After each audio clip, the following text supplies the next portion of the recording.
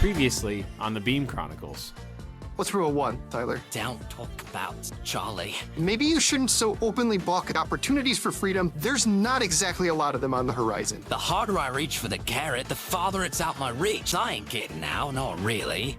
I telekinetically pulled a water bottle out of my bag and pushed it into his cell. I guess I'm just trusting you. But why? I don't really know. I wanted to give it to you, but some part of me wants to give him a second chance. The part of you that's a big, gullible fucking idiot? My benefactor has asked me not to tell you too much. He mentioned assistance from his benefactor. Oh, so Prophet. 2 breakouts? It's gotta be Howie. He's at least involved. Okay, Prophet is basically the only person I can think of who would be able to get him out twice and be able to set up this mess today. But why would he do either? We are where everybody else wants to be. Right up close to the ceiling. It's nice up here on top, isn't it? I've learned that the key to staying this close to the ceiling is only caring about the gap between me and bumping my head. The way he was always able to hit the windows of service contacting me leads me to believe he was either tracking my location for the last 8 months or simply never ceased calling me. You never know what might come crashing through that window to remind you of who you are. Wrong window. His entire purpose all along was to be Prophet's tool to drive us apart, which made it weird that Prophet was so ballistic and angry about the breakout. I want to tell you, you don't know half of my story. But you're the closest thing I've had to a friend in my entire life, and I know to someone as loved as you, that's really fucking pathetic, but...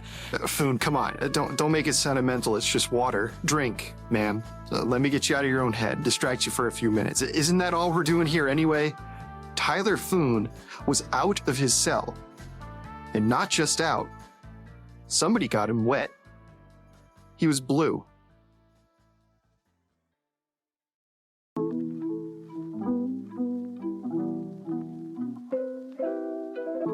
These are the Beam Chronicles, with your host, MJ Dooney. Book 2, Compromised, Chapter 20, Jaxon Teaque.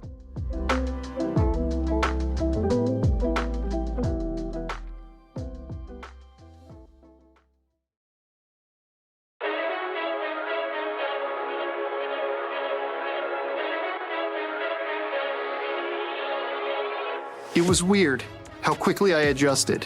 How after seeing him as a person for so many months, 33 meetings once a week, and hearing his life story, getting to know him, after all of that, I was instantly on guard. He looked identically the same, only healthier, sturdier, and yeah, of course, blue. Incompletely blue at least, not to the point of semi-translucence like he was during Fly Foone, but he'd taken up more water than the bottle I'd given him several weeks ago. It was still the same Foone I gave that bottle to, the one I'd gotten to know, learned to understand, and even forgave for his past. But if he so much as flinched in my direction, I wouldn't hesitate to throw him down the hall. Jaxon? He nodded to me, straight-faced, raising his hands up to prevent me from doing anything rash. Easy, mate. What the hell are you doing out of your cell, Tyler? Who let you out? How did you get water? Give us a minute, Pat. I'll explain everything, all right? What are you doing down here anyway? I just saw you yesterday. It's Tuesday, isn't it? I got a medical alert. Remember? I have them pushed to my earpiece for you. They must have been set off by you getting unplugged. Foone, I thought you were in trouble or dead or... You promised me this wouldn't happen. He said it coldly and away from me, glancing out of the corner of his eyes at something or someone on the floor of his cell. I leaned forward, trying to catch a glimpse of the person he was talking to, but before I could get a good look, Tyler swung his arm, forming it into a long, watery lasso, which wrapped around the man's waist and pulled him into the hallway, tittering and objecting incoherently the whole way. When I finally saw who it was, I couldn't help but say his name out loud.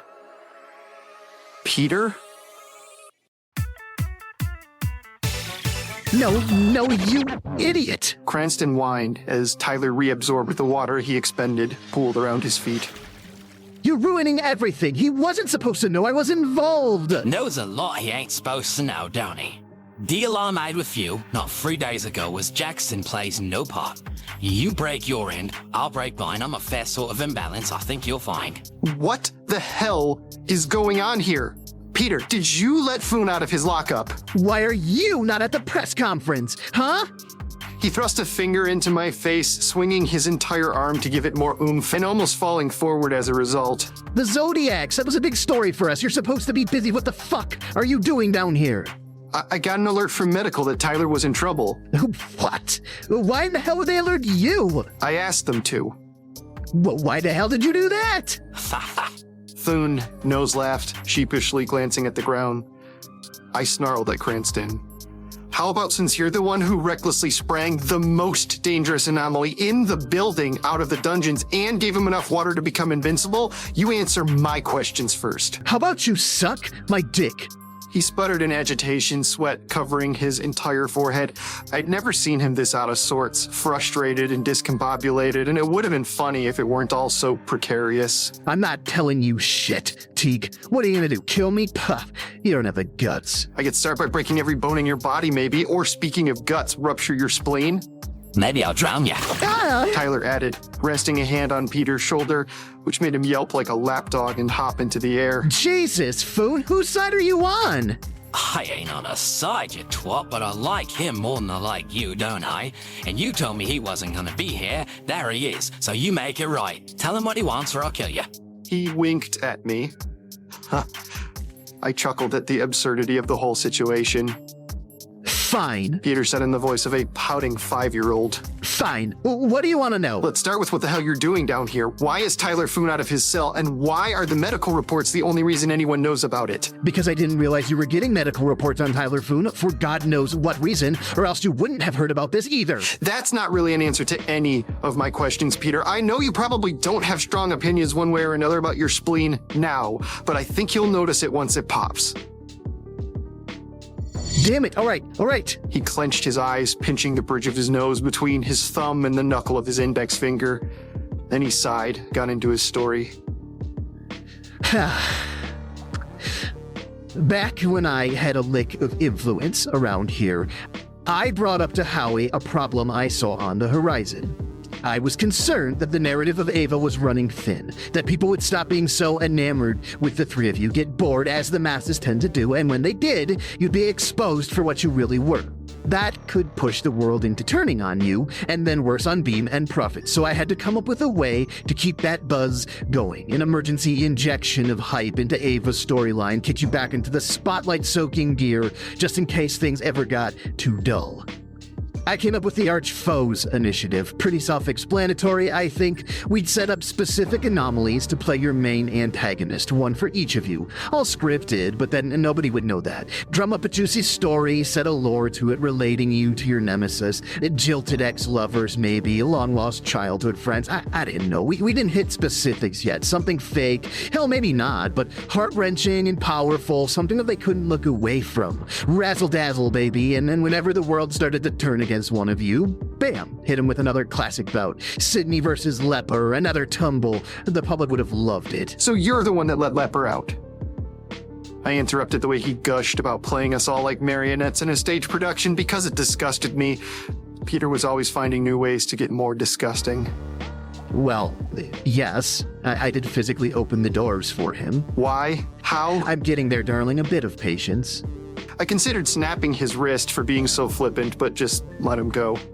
Anyway, Prophet thought the idea had potential, wanted to get it into the bylaws and whatnot, but didn't want to use it without you three's permission, and only as a last resort.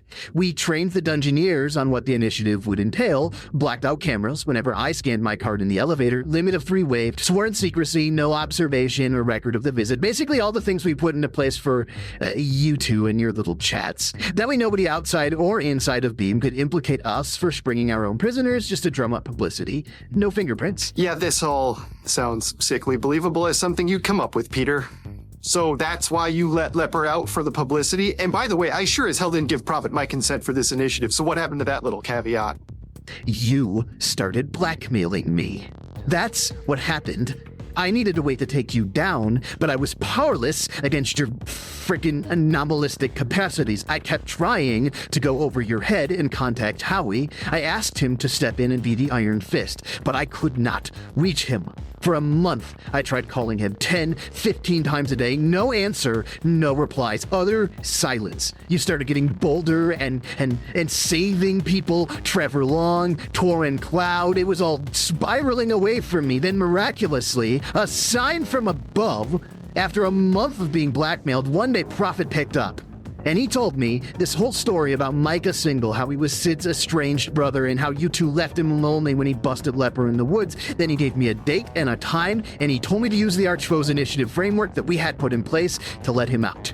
I thought it was my answer. I thought it was a forecast. I thought I just had to do this, and somehow it would all work out. The blackmail would stop. The ship would right itself. That's how forecasts work, right? But no, it did nothing. Sydney and Murphy busted him on the expressway with one casualty. Didn't blink, didn't stutter. Hell, you guys didn't even slow down to look. You just got bolder and bolder, so I took a stab at a few attempts to wrangle you back on my own. The remote I stole for Shade's brain, and Patrick Body in the bus. Still no progress. It just made it worse. I needed help. I was outnumbered, outgunned. I kept calling Prophet and frantically calling until finally he picked up again. Fucking 4 months since the last time he'd throw me a meager useless bone, and I didn't even get to say anything. He just picked up, gave me a date and time, and went, Leper, give him what he wants. And Leper asked you to rig the Detweiler to explode. So I gave him what he wanted. Peter dramatically proclaimed, throwing his arms out wide. Sent a team of rookie equalizers out there, told them we were baiting for a vigilante anomaly, top secret like. They took all day just covering the bottom of the bridge with dynamite, and nobody could say anything about it. You gotta manipulate that trust, right? You put a beam logo on your back, you can literally have the world. You piece of shit, I said angrily. Do you have any idea how many people you almost killed? I really don't concern myself with the people beneath me. Remember, only the 3 inches between me and the ceiling? Ah! I abruptly hoisted him headfirst into the ceiling. He yipped like a little bitch. It was a solid enough bump to draw blood, disorient him, hurt like a mother. Not to mention coax a cackle out of Tyler Foone, but not hard enough for a concussion or anything more serious. I needed him coherent to keep telling me this story. Ah, Jesus Christ, what is wrong with you? He growled, pressing his tie into the cut in his forehead to soak up the blood. Just showing you there's more than 3 inches, Cranston. Keep talking. For a moment, he just glared at me, massaging his head and frowning. Then Foone aggressively elbowed him in the ribs. How we came back after that. 3 days later, I assumed to get you guys in order, and to some extent he did. Whatever happened that day in the office that I wasn't permitted to see, it got a little better, but not to where I wanted it to be. Not back to where it was. So the last time, at your birthday a month ago... Howie gave you the plan, and you told Micah to jump through the window on the other side of the hall, the one closest to Prophet. You flipped it on its head just to shake him up for not helping you enough. Is that it? Huh?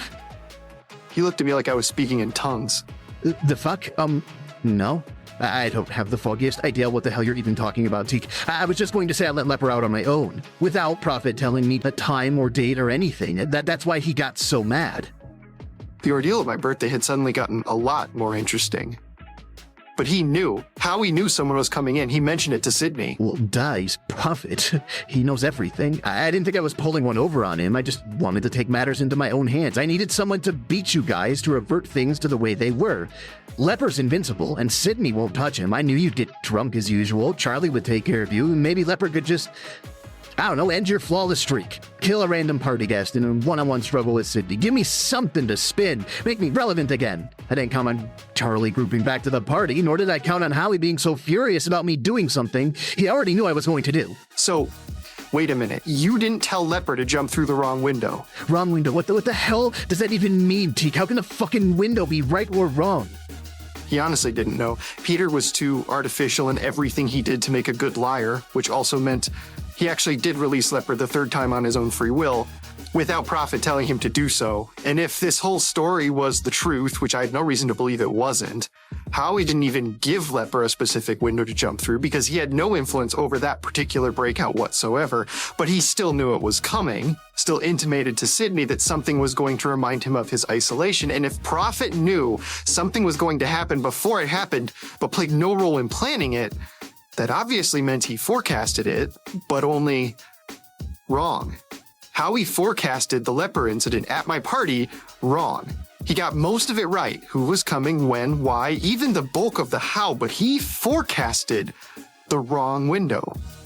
And it seemed so minor in a vacuum, but for Prophet, it was massive. Everything. Missing a detail like that was completely unlike him. It reminded me of that day in his office, the day he came back from his sabbatical, where he forgot for just a few minutes to contain me, and he allowed me to push his hand away. Slip-ups like that were astounding for Howie. Unheard of in my first 3 years at Beam. Now 2 had happened just since he came back. Were his abilities failing him? Was our chance to get out closer than we realized? Maybe he only took his sabbatical to sort it all out. Maybe that's why he so urgently recruited Sydney. He needed a strong ally he could trust because he was starting to distrust himself. Maybe he so emphatically needed to ship Leper as far away as possible because he reminded him that for one terrifying moment, he didn't know everything. Cranston continued, and I paid close attention for any more support toward my theory. Anyway, he got really ticked off about me springing Leper without his permission, and he sent him off to California.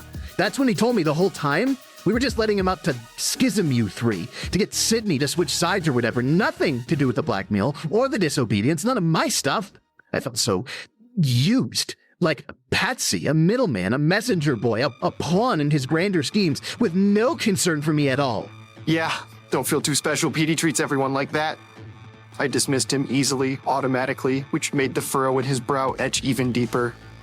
I'm still missing part of the story here, though. You haven't told me anything about Foone. I get how you let him out, probably the same arch-foes shit that you used for Leper, but why? Because I realized that I was alone. That working with Prophet was just working for Prophet, and waiting around for his instructions, following his flipping forecasts, all that brought me was more trouble, no progress. If I wanted to get something done, I'd have to take care of it myself. I was getting impatient with his self-importance. Let me help you. I let Tyler out because... I let him out because I hate you! He shouted, spitting with rage as he clenched his fists. I let him out to kill all of you because I am so damn sick of the arrogant way you talk to me and treat me like I'm some sort of pariah or monster, and I just have to take it because you can turn me inside out if you wanted to. I hate you, and I hate your fucking fake guilt, like you actually care, like you actually want to save the world, bleeding heart, idealistic hippie horseshit from a lucky loser who's too squirmish to get his hands bloody, even to save his own fucking life. I hate that lumbering purple lummox with the mind of a literal child, too obtuse or maybe just too stupid to realize the entire world is laughing at him as he skips through it without a single tribulation. I hate that green nerd punk shitface upstairs, tinkering and typing and dying alone, a virgin asshole. I hate that old black imbecile who confuses his senior discounts and gray hair for wisdom, and thus just continues being useless and a waste of everyone's patience, and he ought to just retire, or better yet, have a stroke and fucking die. But most of all... He shook his head slowly as the veins popped out of his neck. Most of all, I hate that cocky, self-centered, sarcastic, offensive, volatile, stubborn, narcissistic, angry, obnoxious, shrill, stuck-up, slutty, skinny little bitch you stick your dick in every night because you're either the stupidest man or creation or the smartest and just appreciate a type.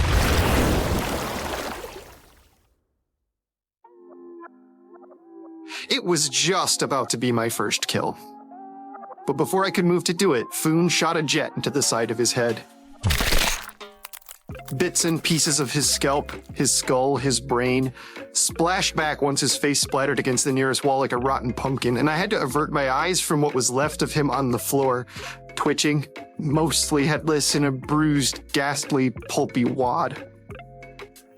Rule number 1, right, mate? In spite of the gruesome display, I smirked.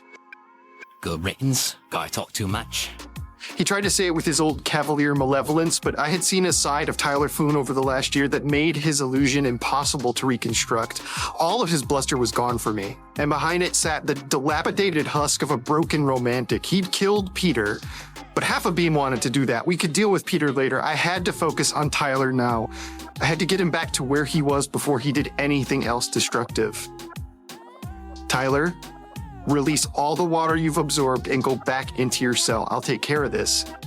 Come on, mate. Don't be daft. I think we both know that isn't how this is gonna work. My heart sunk a bit, but I was undeterred. So what then? What's your plan? You're just gonna go? That'd be ideal, wouldn't it? Run for the ocean, never look back, blast through anyone who stands in your way, a little global conquest, little senseless violence.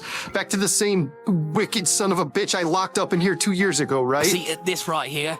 This is why I wanted it to go down without you knowing, mate. Spare you the torment and such. Hell, spare me the torment and such.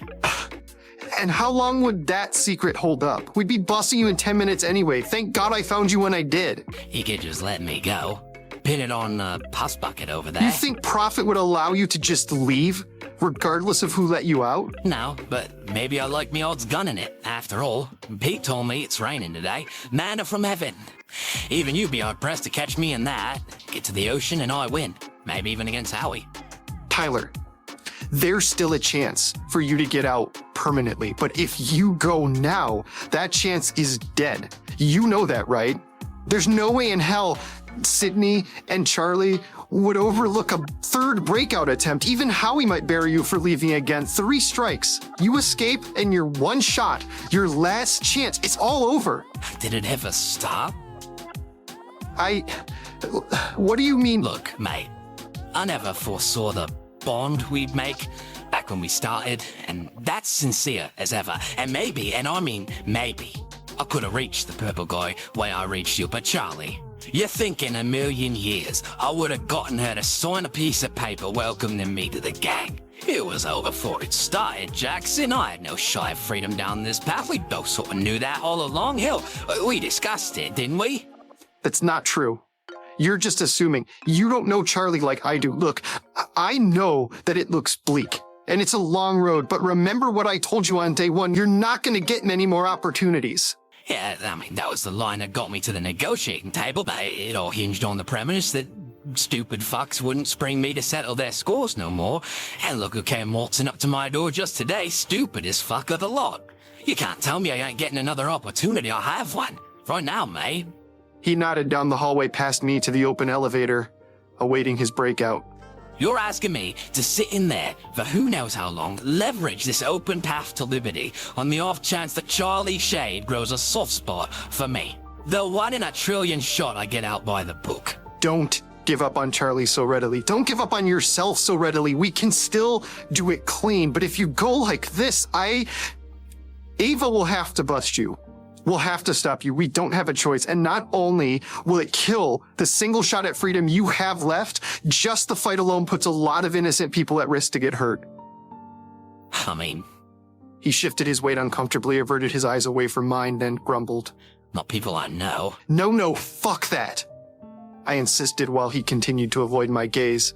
Don't even try it, Tyler, all right? I'm not gonna let you just pretend that's the way you still think. Undo all the progress we've made. I'm not gonna let you hide in that bullshit excuse anymore. That's not you. Not all of you. I know the real you. I spoke with the real you many times. You're not the type who would— You tell me, Jaxon. He interrupted my appeal to his better nature, clearly ignoring it anyway, looked me in the face again. You tell me, and be honest. Because by now, I know you as well, and I know when you're lying.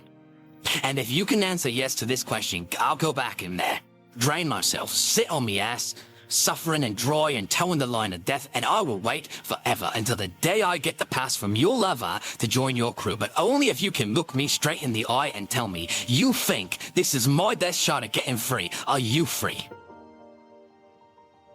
No. The answer was no. And if the roles were reversed, were I the one imprisoned and tortured for being an anomaly and he the one judging my right to get loose? I'd take the easy way. I would fly out of this place as quickly as my telekinesis would carry me. The second I was given the choice between that and joining Ava, hell, I'd do it right now if I weren't so afraid of what Howie would do to Charlie and Sydney. It wasn't that it was cleaner, safer, more by the book. I wanted Foone to stay locked up because I was locked up. He finally spoke again, correctly interpreting the silence as my refusal to answer the question. I gotta take my outs when they present themselves to me, mate. It's not an out, you idiot. It's a mirage. They'll kill you. Charlie and Sid, if you leave the building, they'll massacre you. Better that than this. He glanced back into his old cell. Oh, welcome, death. Howie will just failsafe you again. You'll be back alive and in there so fast, your head will spin, except you won't have any path to freedom after that. I know him too well. He'll bring you back for the sole purpose of watching you rot and suffer for trying to defy him. You know, I noticed you didn't put yourself on the list of combatants. He again ignored every word I said. Charlie and Sid will massacre me. Where's that put you then? During the battle, you sitting on the sidelines? Obviously, I didn't want to fight him, but I sure as hell wouldn't leave Sid and Charlie to face him alone. It's irrelevant because it's not going to happen. I'm not going to let you buy me, Foone, but if by some miracle you did get loose, you can bet you'd find me fighting with them against you. I wouldn't hold back. Thought as much. He smirked, sadly. I won't even have a go at convincing you to join me against them. We may have a shot of it, 2 on 2, but I know you wouldn't leave a beauty like her for an ugly cuss like me. I can stand up to a whole lot. Can't beat love. Hell, only thing beats love is hate, and you ain't even got that for me anymore, right? No words.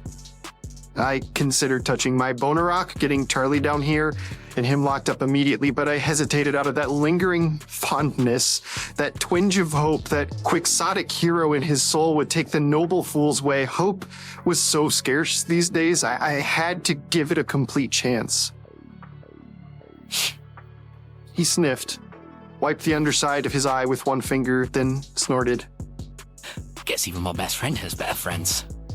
Say now, you think you could sway them? Go 4-on-1, team up, kill Prophet? He'd kill us in seconds. How stupid are you? I half expected it to devolve into a coughing fit, to the point where I even began to pull the bed out of his cell for him to sit on out of habit. It made a screeching noise as it scraped against the floor, and by the twitch of his neck, I think he noticed it move. Teaque, I am sorry for all of this. Everything I've said, all the stuff we've talked about, it's not less real, no matter what comes next. Maybe you don't believe me. I do. I don't know why the hell I do, but I believe you, Foone.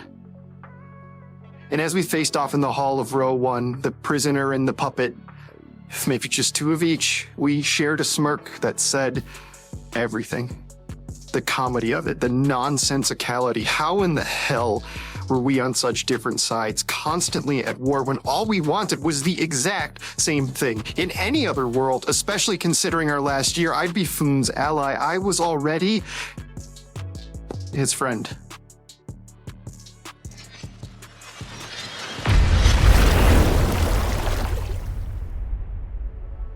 That was the last thought that ran through my mind.